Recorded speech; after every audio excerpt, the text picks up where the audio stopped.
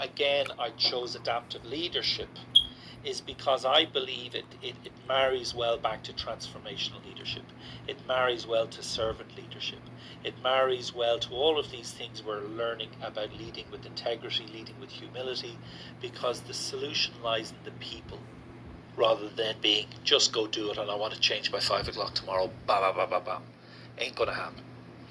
Now, Ron talks about when a leopard threatens a band of chimpanzees, the leopard rarely succeeds in picking off a stray because the chimps know how to respond to this kind of threat. They all squawk in the trees. But when a man comes with an automatic rifle, those routine responses fail, and the chimp is going to risk extinction in a world of poachers unless they can figure out how to disarm the new threat. Now, companies face those same issues. When businesses cannot learn quickly to adapt to new challenges, they're likely to face their own form of extinction. So, British Airways, back in the 1980s, their chief executive, Colin Marshall, recognized that they needed to transform their airline. BA was called bloody awful by its own passengers, and he realized he needed to change it into being an exemplar of customer service. Now, Marshall also understood that this ambition would require more than anything else a change in values, a change in practices on behalf of the staff, and a change in relationships throughout the company. This particular organisation, British Airways back in the 80s, it was an organisation whose people clung to functional silos. They valued pleasing their bosses more than pleasing their customer. And the world's favourite airline, Marshall needed an organisation dedicated to serving people, acting on trust, respecting the individual, and making teamwork happen across boundaries.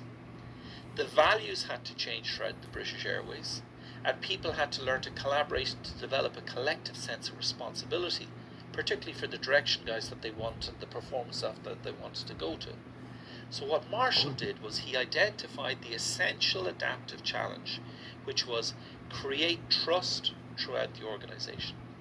And he's one of the first executives that Ron Heifetz found out to have known to make creative trust a priority for the organisation. So what did he do? Well, to lead British Airways out of that mire of being the worst bloody awful airline, as he called it, Marshall had to get his executive team to understand the nature of the threat created by dissatisfied customers. Because what does a dissatisfied customer do? They won't fly your airline. Boom, your business is gone. Did it represent a technical challenge or an adaptive challenge? And would expert advice and technical adjustments within the basic routine suffice?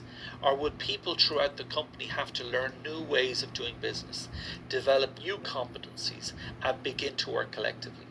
So Marshall and his team set out to diagnose in more details the organisation's challenges, and they looked in 3 places.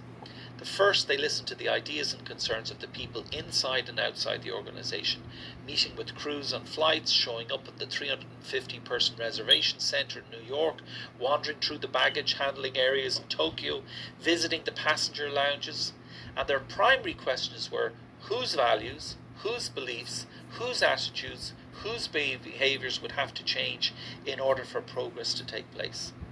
So it required a huge shift in priorities, resources and power. And then what sacrifices would have to be made by whom? So Marshall and his team saw conflicts as clues. Where you have conflict, he saw that there's a symptom of an adaptive challenge. Because the way conflict across functions were being expressed were mere surface phenomena. The underlying conflicts were about values and norms. So, going back to our friend Robert Dilts, below the surface, guys, what appears on the top is only the conflict, but what's stirring the pot down below? And Marshall and his team held a mirror up to themselves. So they looked in the mirror and they diagnosed the problem. And in the transformation, competing values and norms were played out in the executive team.